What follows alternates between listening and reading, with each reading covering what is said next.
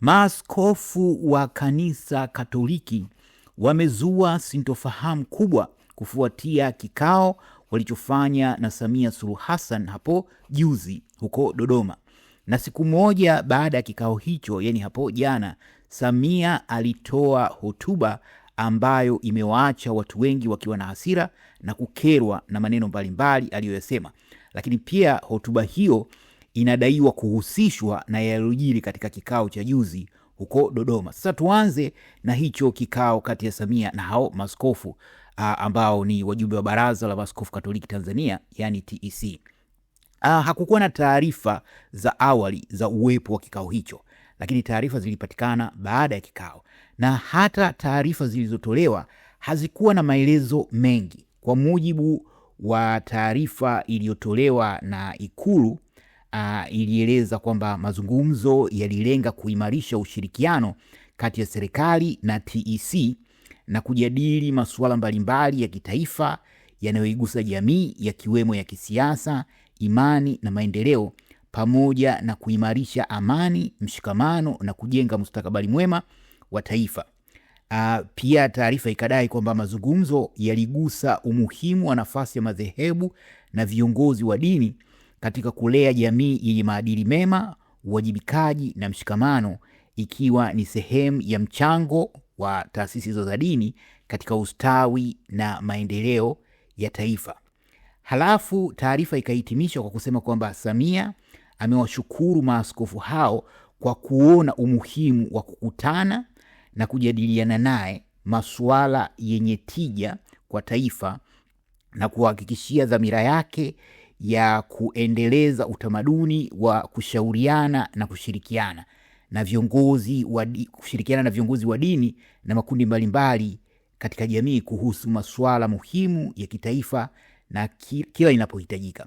Sasa tu kauli hii ina kitu kimoja cha muhimu sana, ambapo inasema kwamba Samia aliwashukuru maaskofu hawa kwa kuona umuhimu wa kukutana na kujadiliana naye katika masuala kwenye tija, kwamba viongozi hawa wa kanisa ndio waliona umuhimu, sio kwamba yeye aliona umuhimu wa kukutana nao. Kwa hiyo tafsiri ya jumla ni kwamba huenda hiki kikao ni matakwa ya hawa viongozi wa dini na sio dhamira ya Samia Suluhu Hassan. Lakini muhimu kulielewa hili kwa muktadha wa hotuba iliyotolewa na Samia Suluhu Hassan mwaka jana, around Disemba 2 mwaka jana. Samia alitoa hotuba moja kali sana, ambapo katika hotuba hiyo aliliattack moja kwa moja, alilishambulia moja kwa moja baraza hili la Maaskofu Katoliki Tanzania. Katika hotuba hiyo alidai kwamba baraza hilo limeshatoa kauli 8 tofauti ambazo zinakinzana zenyewe kuhusiana na Samia, na tafsiri ya jumla yalichokiongea wakati huo ni kwamba baraza hili la Maaskofu Katoliki Tanzania TEC ni kama lina chuki dhidi ya Samia kwa sababu kuu mbili. Kwanza, dini yake kwa maana ni Muislamu, na pili, jinsia yake kwa sababu ni mwanamke.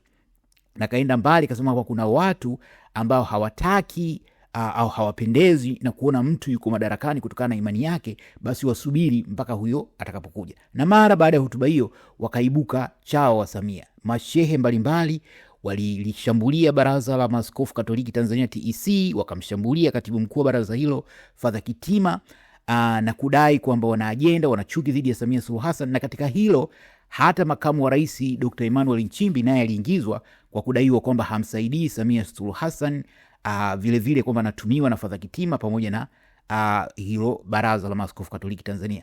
Lakini msisahau kwamba wakati hayo yamejiri na huo mkutano hicho kikao kati ya Samia na hao maaskofu kimetokea, bado shambulio lililofanywa dhidi ya Padri Father Charles Kitima mpaka leo halijapatiwa ufumbuzi. Zaidi ya mwaka umepita tangu aliposhambuliwa vibaya, na kuna wakati ule ilifahamika kuwa mmoja wa watu ambao walidai kwamba shambulio hilo litatokea alikuwa ni kada wa Chama cha Mapinduzi Frei Koseni, ambaye mpaka sasa hivi yuko huru, na jeshi la polisi halijaongea chochote kuhusu hilo. Lakini pia kati ya wakati huo kuna matukio kadhaa yametokea kuhusiana na kanisa, viongozi au watumishi wa kanisa Katoliki. Kuna angalau mapadri wawili ambao walitekwa, lakini baadaye wakazushiwa tuhuma kwamba walikuwa na mahusiano ya kimapenzi na vitu kama hivyo, na mambo mengine ambayo yamekuwa yakiendelea kutokea. Kwa hiyo kimsingi hasa kwa mujibu kwa tafakuri pana ya hicho kikao kati ya Samia na hawa maaskofu wa kanisa Katoliki, kilikuwa hasa kina malengo makuu matatu. Lengo la kwanza lilikuwa ni kutengeneza taswira ya kimataifa zaidi kuliko ni ya kitaifa. Taswira kwamba Samia amedhamiria kuleta umoja wa kitaifa, na ndiyo hii statement iliyotolewa na Ikulu inavyoonyesha kwamba amekaa chini na viongozi wa dini kujadili kuhusu mustakabali. Haya yanaendana na hizi jitihada zinazoendelea za kuhusu maridhiano, kwamba nakaa na viongozi wa dini. Wiki iliyopita alikutana na hao viongozi wa vyama vya mchongo vya siasa. Wiki ijayo pengine atakutana na watu gani, sijui wazee wa jiji na vitu kama hivyo, kuonyesha kwamba anadhamiria, na ujumbe ni ule ule kwa kunataka mshikamano, maridhiano na vitu kama hivyo.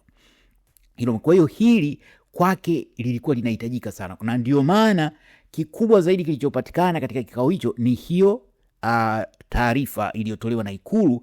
Lakini upande wa pili kuna video fulani ambayo itaelezea kwa kifupi hiyo video ilikuwa na maana gani. Kwa hiyo la kwanza ni hiyo taswira hasa kimataifa, kuonyesha kwamba ana dhamira ya kuleta maridhiano.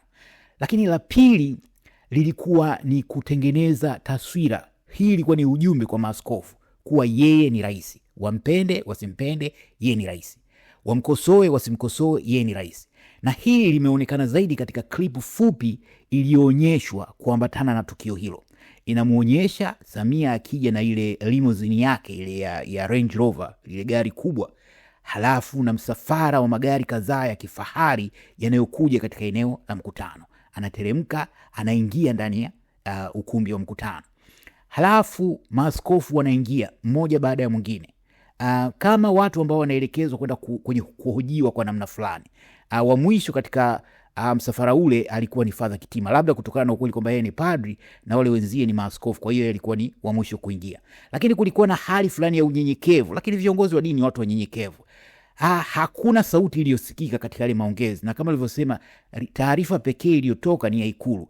Viongozi wa dini hao maaskofu hawakuongea lolote, na hawajaongea lolote mpaka sasa hivi kuhusu nini kilichotokea. Kwa hiyo hii ya pili ilikuwa hasa katika kujenga taswira, kuwafikishia ujumbe maaskofu, kwa sababu ni kweli kuwa Samia anabifu na kanisa Katoliki, ni kweli kwamba Samia anabifu na Baraza la Maaskofu Katoliki Tanzania, na uthibitisho wa bifu hilo ni yaliyomkumba Father Kitima, katibu mkuu wa TEC. Lakini pia ikumbukwe kwamba wapambe wa Samia wamekuwa wakilishambulia kanisa Katoliki, na pia ni walifanya maandamano hivi karibuni ya kutaka baraza hilo la maaskofu Katoliki lichukuliwe hatua, na wakaenda kufanya maandamano feki au Katoliki feki kwenda kwenye ofisi za ubalozi wa Vatican. Haya yote yalifanyika kwa ridhaa ya Samia. Kwa hiyo kilikuwa ni kikao cha kinafiki kati ya mtu anayetaka tu kupata picha na kujenga taswira kwamba ana dhamira nzuri, lakini hiyo ni tofauti na hali halisi ilivyo. Kwa hiyo ya pili ni hiyo, kuonyesha nani mwenye nguvu na nani ana uwezo wa kufanya yale anayotaka kufanya, kwamba hata kama mnitaki, lakini mmelazimika kuja hapa. Na ndio maana kauli yake katika hiyo statement inaonyesha kwamba ni jitihada zimefanywa na maaskofu zaidi kuliko yeye kuwezesha hicho kikao kifanyike. Lakini la tatu ni kujenga kile ambacho wanaita kwa lugha isiyo rasmi kupandikiza sumu, kupandikiza mbegu ya sumu. Maana yake ni kwamba kwa kitendo cha kanisa Katoliki, uongozi wa juu wa kanisa Katoliki, Baraza la Maaskofu Katoliki Tanzania kukutana na Samia, inazua maswali, na tayari hili limezaa matunda, kwa sababu katika jukwaa moja la majadiliano ya Watanzania huko mtandaoni, katika pitapita watu wengi wamelaumu uamuzi wa kanisa Katoliki kukutana na Samia, hasa katika kipindi hiki ambacho kuna mengi yanatokea. Kesi ya mwenyekiti wa taifa wa chama cha demokrasia na maendeleo Chadema, Mheshimiwa Tundu Antipas Lissu, ambapo kanisa hili msimamo wake lilisema bayana kwamba kesi ni ya kisiasa na Mheshimiwa Lissu aachiwe. Bado kuna wimbi la utekaji, kuna wimbi la ubakaji, ulawiti, mauaji yanayoendelea kiholela, lakini kumeibuka na wimbi jipya la watu kubambikiwa kesi ya ugaidi. Huu haukuwa wakati muafaka kwa Baraza la Maaskofu Katoliki kukutana na Samia. Lakini jingine ni ukweli kwamba kanisa limeshatoa msimamo wake huko nyuma kuhusiana na yaliyojiri Oktoba 29. Kwa kuzingatia msimamo wa kanisa, unaona kabisa ajenda ya maridhiano haiendani na msimamo wa kanisa jinsi ulivyo. Lakini hayo yana kwa lugha fulani, kwa namna fulani, kwa wao kuja kukutana naye, japo dhamira inaweza kuwa nzuri, hasa ikizingatiwa kwamba yeye ni mkuu wa nchi, hata kama ameingia madarakani sivyo halali, anapomuita mtu kwamba anahitaji kukutana naye, ni vigumu kwa katika mazingira ya kawaida kukataa. Kwa hiyo pengine ni rahisi kuwalaumu viongozi wa TEC kukubali mwaliko huo. Kama ulikuwa ni mwaliko wao ndio waliomba, mpaka sasa hivi haifahamiki, lakini isingewezekana wao kukataa mwaliko huo. Japo katika nchi ambazo watu wanajielewa, watu wana misimamo sahihi, watu wenye misimamo. Kwa sababu mbona Mheshimiwa Lissu yupo gerezani na Samia amefanya jitihada kadhaa za kutaka kumtoa kwa masharti na amekataa. Sasa kama mtu yuko gerezani anaweza kuwa na msimamo, kwa nini hao maaskofu ambao wako katika mazingira mazuri washindwe kuwa na msimamo kukataa kikao na mtu ambaye wanamtuhumu na wanajua kuwa amehusika na hiyo? Kwa sababu Kanisa Katoliki kupitia hiyo TEC wameeleza kwamba wao kama wamiliki wa zaidi ya hospitali 400 nchini Tanzania wanafahamu idadi ya miili iliyokuwepo katika hospitali hizo kufuatia matukio ya Oktoba 29. Wanafahamu baadhi ya watu ambao walikuja na majeraha, lakini watumishi wa vyombo vya dola waliamuru watu hao wasitibie. Hizi ni taarifa ambazo tumezipata kutoka kwa Kanisa Katoliki. Kwa hiyo kikao hiki tayari kimefanikiwa lengo halisi la Samia, kujenga mbegu ya kama mfarakano wa namna fulani kati ya viongozi wa Kanisa Katoliki na waumini wao, lakini pengine wananchi kwa ujumla. Japo kwa ujumla wananchi wengi wamechukulia tukio hilo kama la kawaida, ila baadhi ya watu katika mijadala mitandaoni wamelilaumu Kanisa Katoliki, wamewalaumu wa maaskofu kwamba kwa nini wamekwenda kukutana na Samia. Lakini hili lilikuwa ni lengo hasa la tatu la Samia kukutana nao, kwa sababu linajenga badala kwa yeye amenufaika, halafu kama kichekesho machawa ambao wamekuwa wakilituhumu Kanisa Katoliki, machawa ambao wamekuwa wakimtuhumu Father Kitima, machawa ambao wamekuwa wakilituhumu Baraza la Maaskofu Katoliki, wamekuwa na furaha kubwa sana na wamekuwa wakionyesha hiyo clip ambayo ina hiyo picha ya Samia na hao maaskofu. Kwa hiyo kwa kiasi kikubwa dhamira yake katika hilo imefanikiwa. Kwa upande mmoja ni furaha kuonyesha kwamba labda maaskofu Katoliki wanaafikiana na ajenda yake ya maridhiano, lakini upande wa pili ni hiyo taswira ambayo inajitokeza kwa baadhi ya watu kwamba maaskofu ni kama wamesaliti wenzao. Kwa hiyo hilo kwake linakuwa na msaada mkubwa. Sasa kingine ambacho kimezua sintofahamu kubwa ni hotuba ambayo Samia ameitoa jana huko Zanzibar. Kwa hakika hotuba hiyo imewakera watu wengi.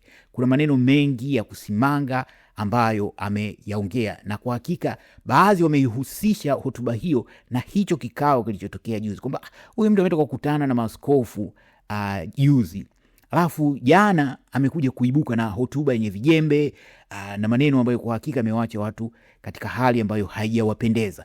Hebu sikiliza kwa kifupi kidogo haki alichokiongea, halafu sikiliza pia kipande ambacho kinalitaja Baraza la Maaskofu Katoliki kuhusiana na ajenda ya maridhiano, halafu tupa maoni yako hapo chini kwenye comment. Jambo jingine ninalotaka kuzungumza ni kulinda amani na utulivu wa nchi yetu.